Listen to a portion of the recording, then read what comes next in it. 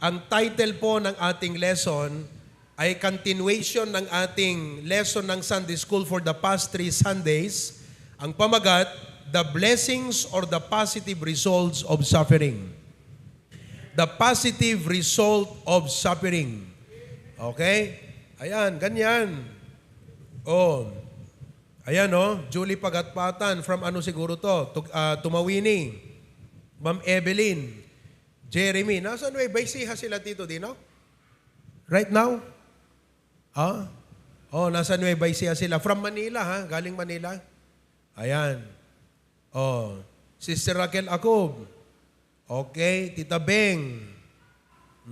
At yung iba pa dyan. Okay, maraming salamat. The blessings or the positive results of suffering.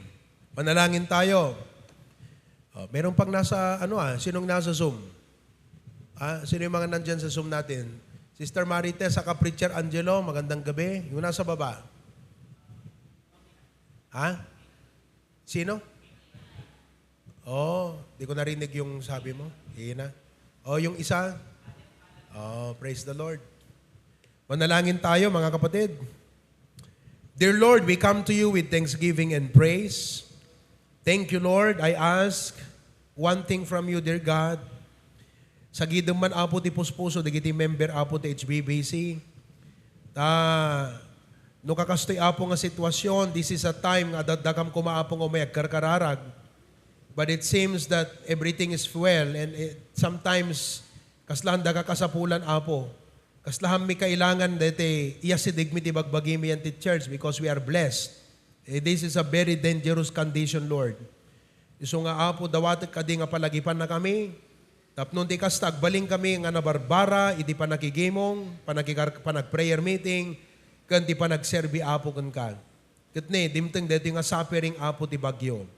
Well, I understand there are some who probably could not really make it, at maawatan mi apo di gijay nga sitwasyon, but I just would like to ask from you, Lord, nga no, dagakasday kat they should communicate with the pastor, gaputa ti pastor kat isut pan nakaama, amin na membro, kasla anak na apo di pamati, and the pastor wants to have all the members in the sanctuary, but in cases like it is difficult and impossible to make it, at least apo makakommunicate kumadigiti nga kakabsat, ibilang da ko mga isudag at anak iti dayti apo nga kagimungan. Tapnon ti kasta apo, napimpintas iti pa nagkakadwami, ngagdaydayaw kan agserbi apo Diyos kan ka. Maraming salamat, Panginoon. Bless the message tonight. In Jesus' name we pray. Amen and amen. Maraming salamat. Okay. Now, we just experienced a suffering. There are 3 reasons why we suffer. 3 rason kung bakit tayo nagsasuffer or the 3 causes of suffering. Number 1, we suffer because we live in a fallen world. Yan ang unang cause. The first cause of suffering is because we live in a fallen world. Di kaya't nangasawon deta kakabsat, we are experiencing the direct result o consequence ng kasalanan. Wala pong magandang maidudulot ng kasalanan. Tama? Oh, can sin produce good? Answer. Can sin produce good? No. That is why the pain and sufferings we experience are but result and consequence of the fall of men. Sin. Naiintindihan nyo ba? Nagsisink in ba sa inyo yung aking sinasabi? Unawain nyo to para pag may mga kausap din kayo, apo, nagrigatibya kastoy-kastoy, adamot maibagam. Ammom ngamin, ti talaga gapuna no apay nga adad, digito yung nga sagsagabaan, nang rugi ka de, di basol ngay naramid di adan kan eba. And that becomes an opening para maibahagi mo ang gospel. That's number 1. Secondly, mga kapatid, okay, we suffer because of our wrong choices. We suffer because of our wrong choices. And for that, kinakailangan aminin natin, tanggapin natin na meron tayong pagkukulang o pagkakamali. Kaya dahil doon, meron tayong mga sinasuffer. Ano bang Tagalog ng sinasuffer? Meron tayong Tagalog. Ayan. Our wrong choices. Okay? Dadagiti paspasaran tayo nga suffering because of the result of our wrong choices. Whether it be kasalanan natin sa pagkain, kasalanan natin sa mga maling desisyon na iba na ginawa natin, that is why we are experiencing the consequence of our wrong decision. Third, this is our lesson tonight. The third cause of our suffering, we suffer because God uses it to produce good in us. Ayan. God uses it to produce good in us. Yan yung ating topic. The blessings or the positive results of suffering. Ulitin natin ha. Everybody, basahin natin yan. We suffer because we live in a fallen world. Number 2, of our wrong choices. 3, God uses it to produce good in us. So yung number 3, yun yung pinaka-summary nung dalawa. Whether it be ang suffering natin dahil sa fallen world, sin, or dahil sa ating maling pasya, still, God's purpose prevails. At ginagamit niya ang mga pangyayaring ito to produce good in us. Praise God for that. Ibig sabihin, kung wala itong intervention ng Diyos na ito, ay hindi po lalabas itong mga magandang resulta na ito sa ating buhay. Therefore, suffering is God's intervention. So don't question God. Don't complain. Ngayon, sana po, kasi ganito ang madalas, pag may problema, alam mo, lilipas din yan. Tama! Naniniwala ba kayo na ang problema, lilipas din yan? Pero, sana, hindi lang ganon ang ating pananaw sa problema. Huwag lang sabihin natin, lilipas din yan. Kundi, problems should not just come and go, they should come and bless. Yun. Problems should not just come and go, lilipas. But problems should come and bless. Ibig sabihin, pag ikaw halimbawa, nagkasakit, huwag mo lang sabing, lilipas din to, gagaling din to. Ang ating utak bilang sensible na nag-iisip, we want to solve the problem and we think of ways to solve the matter. Pero ang ating pinag-uusapan, God intervention yan. Kaya ka nagkasakit, sabihin na natin wrong choices mo, sabihin na natin dahil sa paligid natin at ang sakit na ating na nakukuha ay result pa rin ng ating fallen world, pero still, pag nagkasakit ang Kristiyano, bilang believer, tinitignan niya, Lord, ano ang purpose mo? Kayo ba ganyan pag nagkakasakit? Kasi nagpapa-prayer request, ang daming prayer request dyan. Healing, healing, healing. Kayo po bang nagpapa-prayer request, tinatanong nyo sa Lord, Panginoon, ano ang purpose mo? You have to. Yun po yung ating lesson ngayong gabi. The positive results of suffering. Sapagkat po, tingnan nyo po, kung blessing yung kagalingan, mas blessing yung resulta sa iyo ng suffering. Ulitin ko ha. Kung blessing yung kagalingan, kasi pinag-pray kita, Lord, pagalingin mo. Gumaling, blessing yun. Mas blessing yung resulta sa iyo ng suffering na yun. Clear? Clear ba? Kaya mga kapatid, pagka may suffering, ito, tignan natin to. Amen po ba? Okay. Kung blessing ang kagalingan, mas blessing yung magiging resulta nung suffering sa'yo. Ibig sabihin, sana yung paglipas ng suffering, hindi lang i-praise mo dahil napagaling ka, kundi i-praise mo siya dahil sa naging resulta sa'yo nung suffering. Amen? Okay. So ngayon, let's go into the points. What are the blessings or the positive results of suffering? Okay? Number one. Number one. Ano yung ating lesson? Nasa notebook nyo na yan, ha? Anong number one natin? Pakisagot nga. It from yun. It keeps the world from becoming too attractive. So, ibig sabihin, ang suffering, dito sa ating point na ito, mga kapatid, okay, dalawang bagay ang ginagawa niya. Alright? Correctional at, anong tawag dito? Yung pipigilan ka, yung preventive. Ang suffering, correctional at preventive. Kasi sa Kristiyano, ang threat sa kanyang pananampalataya ay yung influence ng world. Yung worldly things. Tignan mo, pag ang isang Kristiyano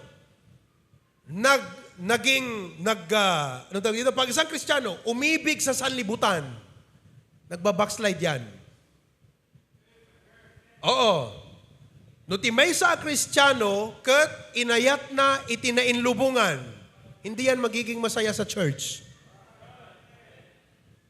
Siya yung Kristiyano na nakakasundo niya ang mga unbelievers, pero hindi niya kayang kasundo ang mga mananampalataya. Oo. Pag grupo ng unbelievers, kasundo niya. Kagalak, kasiyahan. Pero pag mga mananampalataya, mga soul winners, disciples, parang ang layo ng loob. Yun. Yun ang problema sa Kristiyano. So, makikita nyo that one of the problems of a Christian is the world itself. The influence of the world, the society. So, ang ginagawa ng Diyos, piniprevent ka niya. Through your sufferings, di ba? Halimbawa, nagsisimula ka na mahatak ng sanlibutan. God intervenes through suffering to keep your heart and preserve your heart. Why? Because, ito po, when you begin to love the world, the things in the world, di ba? Yung mga things of the world. Okay? Yun ang naging focus mo. Yun ang naging pursuit. Ang ibig sabihin ng pursuit, yun na yung naging goal mo ng buhay. Para mas clear, ginol mo ng magpayaman. Ginol mo ng magpayaman. Di ba? Worldly things yan. Sabi ng Bible, labor not to be rich. Halimbawa, wala ka ng goal sa buhay kundi maging mayaman. Di siyempre, trabaho ka, kayod ka, double time ka. Kahit church, optional na sa'yo kasi ang goal mo, magpayaman. Anong gagawin ng Diyos? Magbibigay siya ng suffering para pigilan ka niya doon sa road na yon. Kasi sabi ng Panginoon sa'yo, anak, hindi mo goal magpayaman. Akong may goal yan para sa'yo. Ang goal mo, maglingkod sa akin. Ako ang may goal. Sabi ng Diyos, ang goal ko is to prosper you. Hindi yan ang goal mo sa buhay. That's my goal. That is my goal. Ang goal mo lang, maglingkod ka sa akin. Maging matapat. Sumunod ka sa aking kagustuhan. And what? The Bible says, I will take care of that because that's my goal for you. Kaya kapsat, hindi mo kinakailangang isipin, the goal ko kat bumaknang. Hindi mo isipin yun pag Kristiyano ka. Kasi Panginoon ang may goal niyan sa atin. Bakit pumunta si Kristo? To enrich us. Kita mo, ang goal pala ng Panginoon para maging mayaman ka sa biyaya. It's God's goal to enrich us. So it's not ever your goal to make yourself rich. Never make your goal to become rich. Your goal should be to serve God because going rich is God's goal for us. So anong gagawin ng Diyos? Ayun, pipigilan ka niya. O ngayon naman, halimbawa, may mga Kristiyano, they begin to enjoy worldly things. Mag-i-intervene din ang Diyos dyan. Para sa ganun, yung Kristiyanong nag-e-enjoy sa worldly things, mawala yung kanyang affection. sa mga worldly na mga bagay at magbalik loob sa Panginoon. Doon niya ngayon marirealize na kahit masarap maganda ang bed mo, hindi niya kayang ibigay yung masarap na tulog sa'yo. Lalo kung marami kang problema at maraming utang. Di ba? So, suffering. Okay? Amen po ba? Nakuha na natin yan. That is why, kung dahil sa suffering, amen? Nakaraos ka sa suffering na yan. Anong ibig sabihin nun? Nakarecover ka. Blessing yon. Pero mas blessing yung dahil sa suffering na yon, bumalik ka sa Panginoon. Mas blessing yon. Naulit ko ha. Okay? Mahalaga yung tayo makaraos sa suffering. Blessing yon. Pero mas blessing yung bumalik ang loob mo sa Panginoon dahil sa suffering na yan. If you believe that, say amen. Oh. Kasi kahit nakaraos ka, wala ka pa rin sa church. Natapos na yung problema mo, hindi ka pa rin faithful. Blessing ba? Hindi naging blessing yung suffering sa'yo. Hindi naging blessing. Kasi pinag-pray, Lord, tulungan mo, nasolve ang problema, hindi pa rin naging faithful. Oh, kita mo? Praise siya ng praise sa Panginoon. Thank you, Lord. Nasolve ng problema ko. Pero hanggang ngayon, hindi pa rin faithful. Paano naging blessing yung problem sa kanya? Yun. Nagiging blessing ang problem sa atin kung nagiging tool ang suffering na ito para ibalik ang ating loob sa Panginoon. Okay? Yan ha. Marami tayong verses dyan. Mga kapatid. Number 2. Pangalawa, this is just a review. The second blessing of suffering, it makes us more dependent on God. Oh. It makes us more dependent on God. Oh. Pag sinabing dependent, ito po this is a manifestation of your need for God. Are you following? So, God intervenes and gives suffering para sa ganon, mga kapatid, agbalin tayo nga detay, agsubli DJ, no kasano iti, iyaasideg tayo ti apo nga, detay, agpakpakaasing agruknoy kenkwana, idi perming agkasapulan tayo. Kas jay kumalatta ti panagruknoy tayo, maybe han agpadan ti situation. Pero, ganun pa rin dapat tayo kadependent sa Panginoon. Kasi ang sabi ng Acts 17:28, for in Him we live. Ibig sabihin, whether you are poor or in riches, yan ay dahil pa rin sa Kanya. And move. Ibig sabihin, do not act independent of God, from God. Huwag kang gumawa ng mga bagay, huwag kang magplano sa sarili mo lang, nga mo ibilbilang ni Apo Diyos. We move and have our being. Don't try to run your life by yourself. You need to what? Ibilang mo ni Apo Diyos ti panunot mo, ti planom, ti tarigagay mo, dagiti amin nga aramidem. Kaya nga alam nyo, nalulungkot po ako na pastor, kaming mga mangangaral, pag ang mga members, kung pinagpala na, may sasakyan naman, hindi maka-church. Ibig sabihin po niyan, parang hindi na natin kailangan ang Diyos. Alam nyo ba ganun sa Amerika ngayon? Ang lalaki ng mga church building, pero kaunti ang mga tao. Bakit ho? Kasi ang mga tao, parang hindi na nila kailangan ang Diyos. Pero tingnan mo, nung bumagsak yung Twin Tower, kinalingkuhan, puno ang mga churches. Bakit? Panginoon, tulungan mo kami. Kailangan nyo mga ganon. Naintindihan nyo po yan?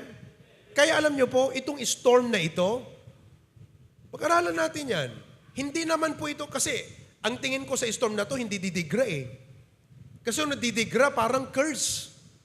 Ang tingin ko sa storm na to, mga kapatid, reminder. Sa ating lahat. Kaya nga sabi ko, kaninang hapon, sabi ko, Lord God, may mga sasakyan naman ang mga members. Sigurado pupunta sa church yan. Ay, wala pa rin. Di ba? Oh, yung iba sa inyo, deti kakabsat hanga, deti panangikuan. Awatin nyo, deti concern ko ti pamati tayo, ti spiritual life tayo. I'm not trying to, put you down or degrade you. In fact, itong ganitong message, hindi nakaka-degrade to eh. Pag naintindihan mo lang, ito yung talagang mas hahasa sa pananampalataya mo. Ang nagde-degrade sa'yo, kapatid, yung unfaithfulness mo. Timang ipababa ti Christian life mo, hanga digiti kakasting nga message. Timang ipababa ti Christian life mo, yung mindset mong mali. Kaya pag may mga ganitong pagpapaalala, huwag sana kayong ma-offend. Pero kahit ma-offend kayo, sasabihin ko pa rin. O, di ba? Mga kapatid, meron tayong mga members, meron sa inyo dyan nanonood, kaya niyong pumunta rito. Hindi ko sinasabi na, Pastor, kasi ganito, okay, may mga circumstances na understandable. Pero kaya niyong pumunta rito. Pero bakit hindi ka pumunta? Anong pinapakita mo sa Panginoon? Pastor, nag-pray naman ako sa bahay. Hindi prayer meeting ng church to. Alam niyo ba, where 2 or 3 are gathered, I am in the midst. Ano yun? Church yun. Sabihin, may ibang church sa bahay niyo. Oh. Well, nung pandemic, talagang ganito ang sitwasyon. But this is now post-pandemic. Mukhang hindi pa yata naka-recover yung ibang members sa pandemic. Di ba? Oh. I'm glad may mga brethren tayo rito. I mean, may mga kapatid na nag-message sa akin earlier, Pastor, sorry, I cannot come. May sakit kami. Understand natin yon. Pastor, sorry, we cannot come kasi hindi namin pwedeng iwan tong bahay. Walang kuryente eh. Maraming mga balos mamaya, may mawala rito. Well, we understand that. Pero kung kaya mong pumunta and you prefer to stay at home, that's a different thing. Are you following, folks? Oh. That is why, I believe itong ganitong challenge, mga kapatid, reminder sa ating lahat itong storm na to. Ngayon, sabi natin, Pastor, salamat, hindi kami affected. So, you don't feel, di ba? Hindi mo mararamdaman. Oh, hindi mo mararamdaman. So, walang magtutulak sa'yo na talagang lalapit sa Panginoon. Hello? Iyon ang malaking problema. That is why sufferings makes us more dependent on God. Naulit ko po, kahit ma-offend kayo sa akin, basta ang aking duty lamang, ipakita ko sa iyo, itong ganitong preaching, hindi ito ang nagdi-degrade ng pananampalataya. Ang nagdi-degrade at nagdi-depreciate sa pananampalataya mo, kapatid, yung maling reasoning mo. Because this will actually challenge your faith eh. I mean, if you are a faithful Christian, totoo eh. Now, in fact, kung hindi ka man nadidigraan, mo naramdaman, di ba mas magandang pumunta ka sa church para magpasalamat? Di ba? Oh. Halimbawa, hanggang na itayab tabubong tabalay mo. Oh, awan na perding alikaman mo tibalay. Di ba sabi mo sa family mo, oy mga anak, punta tayo sa church, let's thank God we are safe. May service kayon doon. At bawat may service na itinalaga, talagang para sa Panginoon yan, nandyan ang Panginoon. Punta tayo, magpasalamat tayo sa Panginoon. Oh.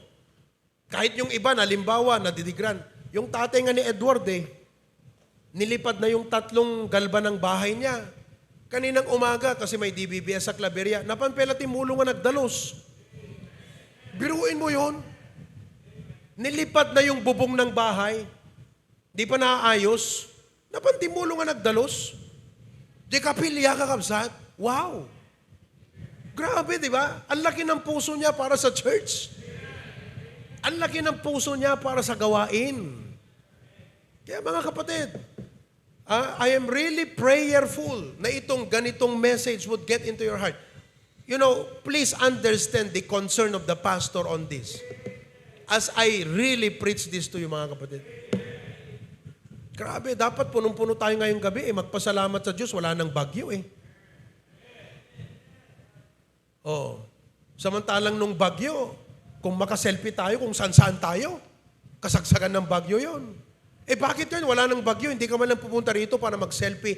I came to church to praise God. Wala man lang. Di ba mas maganda dapat yon?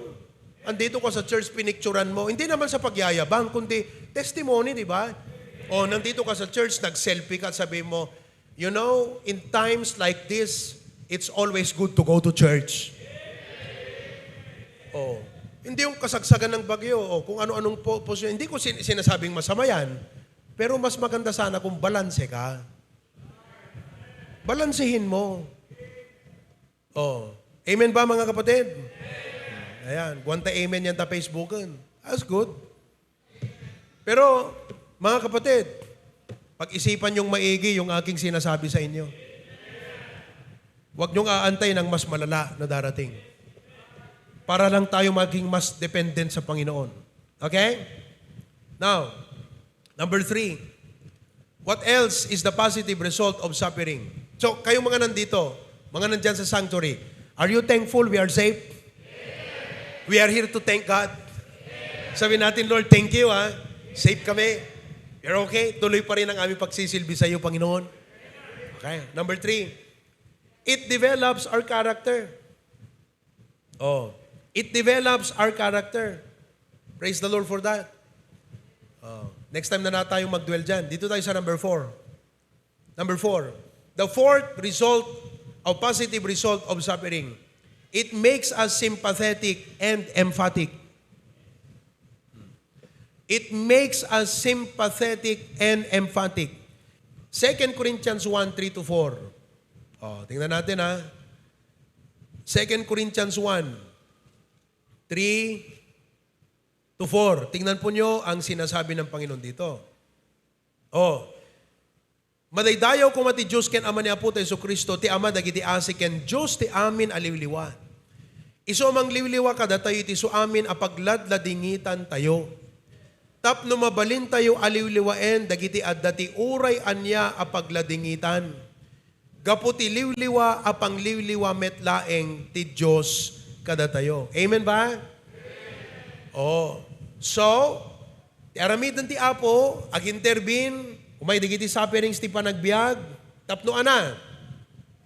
Ipakita na kada tayo, iti liwliwa, tapnon kabailan tayo itong aliwliwaan, iti sabali, babaan ti liwliwa ngayon na kada tayo.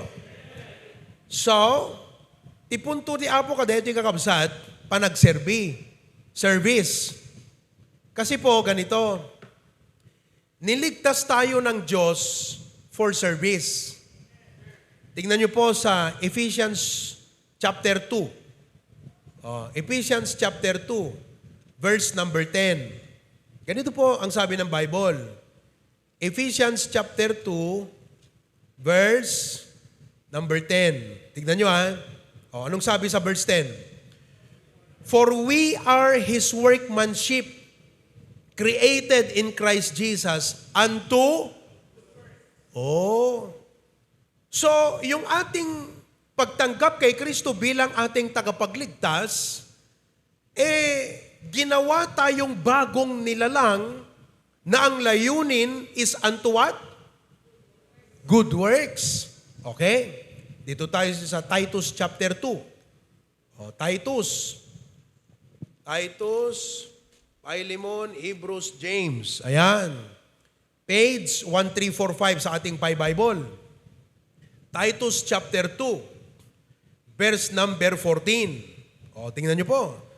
Titus 2:14. Isu nga nangited ti bagina kada tayo. Tingnan niyo ha. Sino nangited? Ni Apo Jesus. Tapno subbuten na tayo ti amin a kinadakes. Amen. Ken manggugur a maipaay ken kwa na metlaeng ti maysa nga naisupsupa di nga ili. Tayo yun, church yun ha. Okay. Anaregta kadagiti na imbag nga. Ayon. So, kaya't nangasawan kakabsat, okay? Christianity. Are you a Christian? Christianity is about Christ likeness. Everybody say that.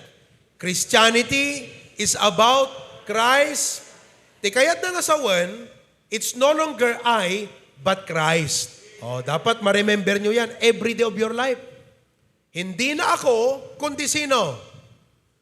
Christ. Therefore, every day of my life, kailangan nga i-manifest ko ni Kristo tibiyag ko.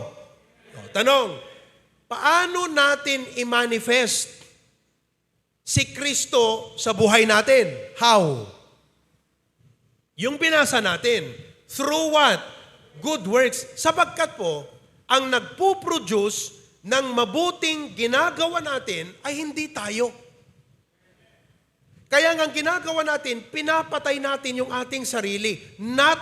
Sinasantabi natin yung I. Sapagkat yung I, wala siyang iniisip kundi sarili niya.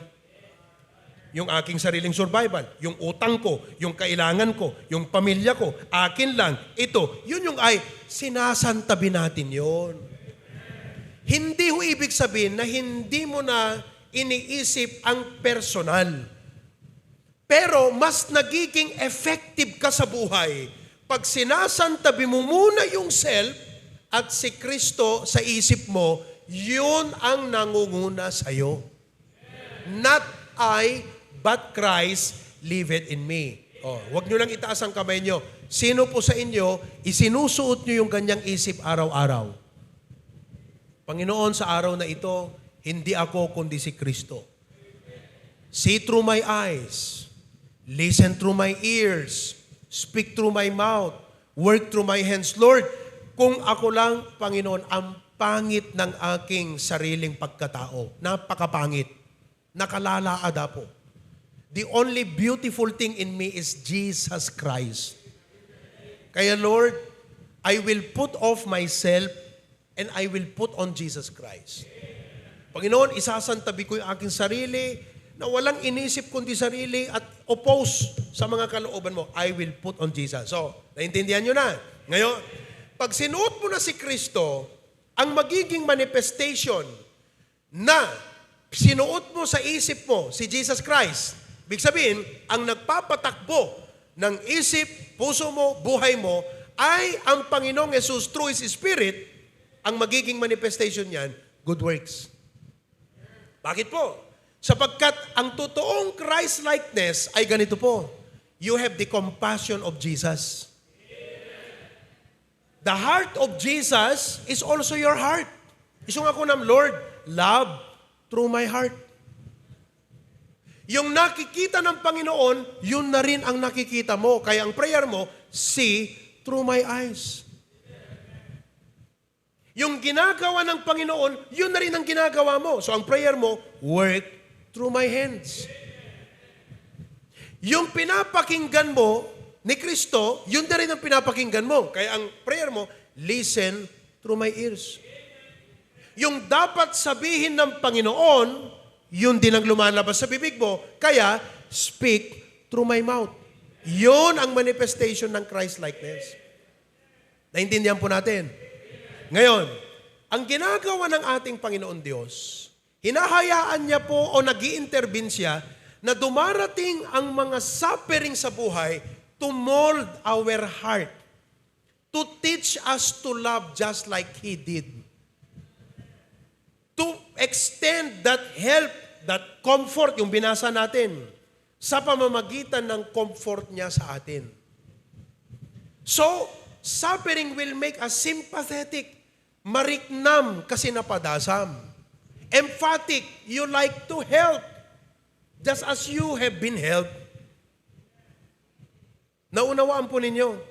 And by that good works, hindi lang po yung magyayabang ka na may nagawa ako, post ka ng Facebook, wala namang masama sa mga ganon.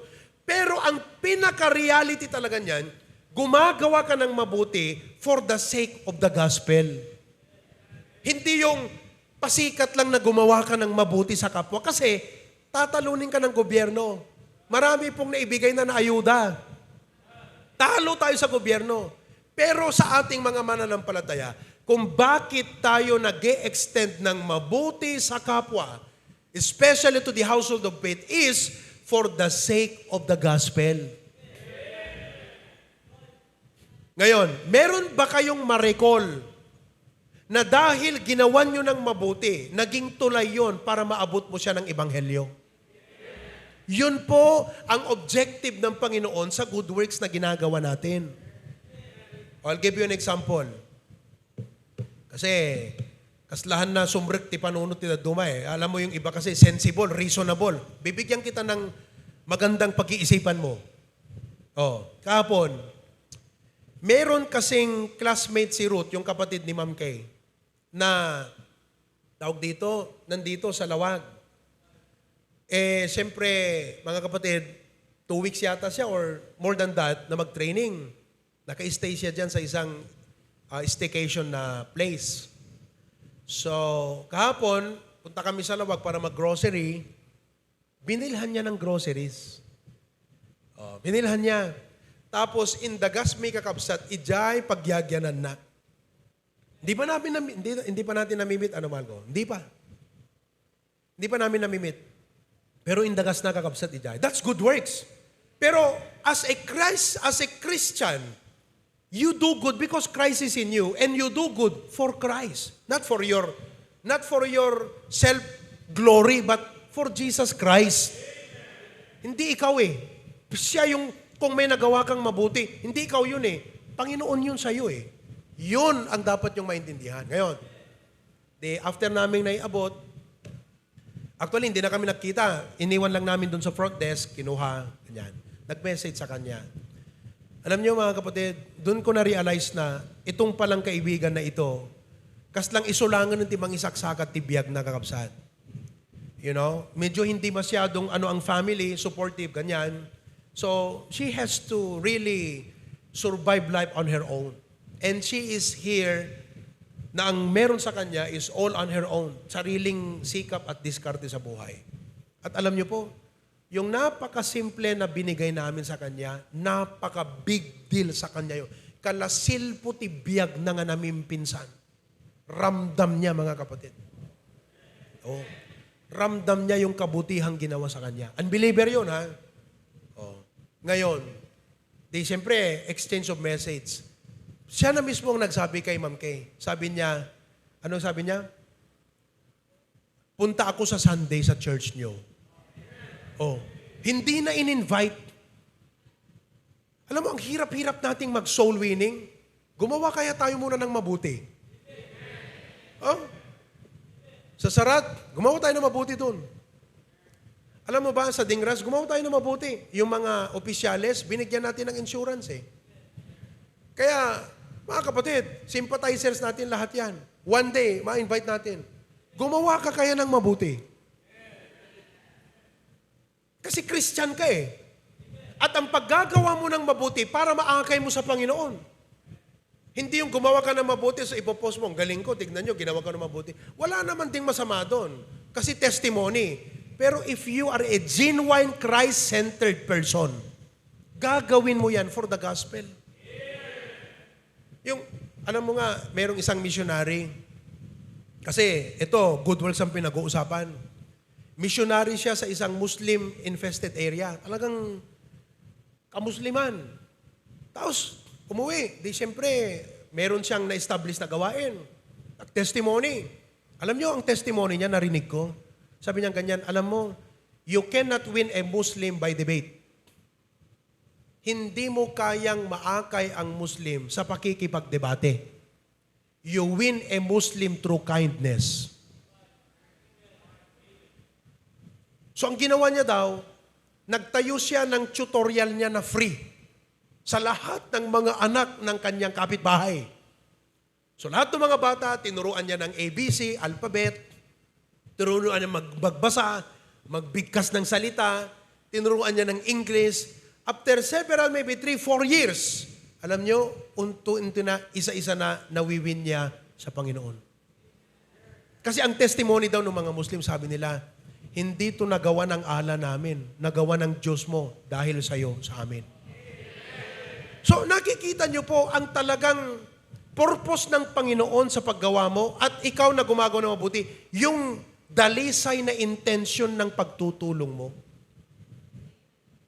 Na hindi pansariling glory, kundi talagang for the glory of God. At dahil nagagawa mo yan, hindi ikaw yan, kundi si Kristo. Na pag pinost mo man, sasabihin mong ganyan, by the grace of God, thank God, He enabled me to help. Na hindi mo ikiklaim na ikaw yon, kundi si Kristo yon. Naulit ko po, ang paggawa ng mabuti, hindi sa'yo yun eh. Not I, sinasantabi mo muna yung I. At sinusot mo ang Panginoon Kristo, and through Christ na gumagana sa'yo, mga kapatid, kaya ka nakakagawa ng mabuti. And in light with our lesson, para hindi tayo lumabas sa ating lesson, to teach us how to better love others, He allows us to go through pain and suffering so that we can understand the plight of our fellow and be able to extend Jesus' love to them through us. Oh. Naranasan natin dito po yung mahirap pa na kapilya, pastoral house. So when I see a fellow pastor, na ganyan, nilipad ang bubong, hindi naman natin ka-affiliate yun. But because Christ, what would Christ do? Tulungan natin yun. Pastor, anong mapapala natin sa Kanya? Wala. Bakit isipin mo yung papala mo sa Kanya? Ang sa akin, church yun eh, for the sake of the gospel. Ilang kaluluwa ang maabot nun? Tulungan mo yun. For the sake of the gospel. For the glory of God. For Christ's sake. Not for self-glory. Yan po ang genuine Christian spirit. Talagang may totoong pagmamahal, pag-ibig, na yun ay sang-ayon sa Panginoon Kristong nasa atin. Amen po ba? Ibig pong sabihin, gawin nating alerto, aktibo ang ating isip Kristiyano, pagganahin natin yun. Pag may mga ganitang pag may mga ganyang kalamidad, pangangailangan, pagganahin mo yung Christian mindset mo. Sino kaya ang pwede? Kaya nga, sabi ko kahapon tignan nyo kako, if there are people in Ilocos Sur, there are people in Sanchez Mina, Cagayan, and there are people in Bacara, we could be able to extend help. Siyempre, kung halimbawa tinulungan na ng government yan, i-prioritize na rin yung walang natanggap na tulong. We're doing this because we have Christ in our life. Naintindihan niyo po? Ngayon, kung ikaw ay Kristiyano ka, wala kang pake, mga kapatid, kaya ka malamig. Dapat pag Kristiyano ka, anong nabasa natin? Zealous of good works. Ang ibig sabihin ng zealous of good works, talagang ang passion ng puso mo is, what good can I do? Lahat ng gagawin mo, iniisip mo, maraming matutulungan nito, and for the sake of the gospel. Lahat yan, basta Kristiyano ka, yan ang isuot mong isip. And that is why, ang biyaya ng Panginoon, ready na ipur ng Panginoon sa atin for the sake of the gospel. Nakita nyo mga kapatid? Amen po ba? Amen. Ngayon, assess natin, Panginoon, ano kaya itong mga sufferings ko na to? Palagay ko, alam mo sa Amerika, may mga churches na ang ministry, jail ministry. Alam niyo yung jail ministry? Ti ministry na kakabsat, agpaibalot. Yun, jail ministry. Brother, okay. Ti ministry na mapan kadigijay pagbalutan. Kasi po siya, ex-convict. At nasave siya doon sa loob ng bilangguan. Tapos, binago siya ng Panginoon. Di siyempre, naging member. Yung iba naman, naging pastor. So, ginagawa ng mga churches na ito, na may ganyang mga situations, mga kapatid, the members will, ask the pastor, Pastor, can we start a ministry? Kasi ako ang burden ko sa mga nasa bilangguan Kasi doon ako galing. Ibig sabihin, kung ano yung pinagdaanan niya, doon ngayon siya bibigyan ng Diyos ng Christ-like compassion. Napupuntahan yung mga dati niyang katulad para mawin niya sa Panginoon. Ibig sabihin, yung parte na yun ng buhay niya, kung masama, dahil ngayon save siya at dahil kay Kristo, yung bagay na yun magiging blessing na hindi sa kanya, kundi para sa kapwa. Christ in him. O meron akong alam doon sa Thomas Road Baptist Church, yung kay Pastor, yung dati, Jerry Falwell. Meron silang ministry to the alcoholics. Digite, hanapulos kaya nga isardeng ti aginom kakabsat. Oo. So, ang ginagawa nila, hinahanap nila itong mga alcoholics na to. Dinadala doon. Tapos, nire-rehabilitate. Oh, parang rehabilitation center. Biruin mo yun, church, may rehabilitation center. Tapos, ang gagawin ng rehabilitation center na ito, pangangaralan nila ng Biblia araw-araw, mag-exercise, ganyan-ganyan. Bakit? Sapagkat dun daw siya galing. At niligtas siya ng Panginoon. Kaya ang naging burden niya, yung mga taong ganon. So, ibig sabihin, lahat ng mga sufferings o episode na nangyayari sa buhay mo, hindi lang po lilipas din yan, may solusyon yan, hindi ka lang doon dapat nakakatutok ng pag-iisip mo. I mean, humanly, sensibly, doon ka talaga Pag may problema, ano kayong solusyon? Kailangan masolve to, kailangan matapos to. Pero teka, Lord, ano ang message mo sa akin dito? Oh. So nababalanse yung pagiging practical mong mag-isip sa pagiging spiritual mo bilang Kristiyano. Practically, pambira, may problema, solusyonan natin. Anong gagawin natin? As a spiritual person, Lord, meron ka bang gustong ipakitang message sa akin dito? Yun. Kaya mga kapatid, balansehin mo yung practical at spiritual side ng buhay mo. Next time, pag may problema ka, huwag mo lang sabihin, ay matatapos din to, ay lilipas din to. Tama! Pero sabihin mo, Panginoon, ano ang message mo sa akin? So malamang yan ay isa sa mga apat na ating nabanggit na. Number 1, to keep the world from becoming too attractive. Number 2, to keep us more dependent on Him. Number 3, to develop our character. Or number 4, to make us sympathetic and emphatic.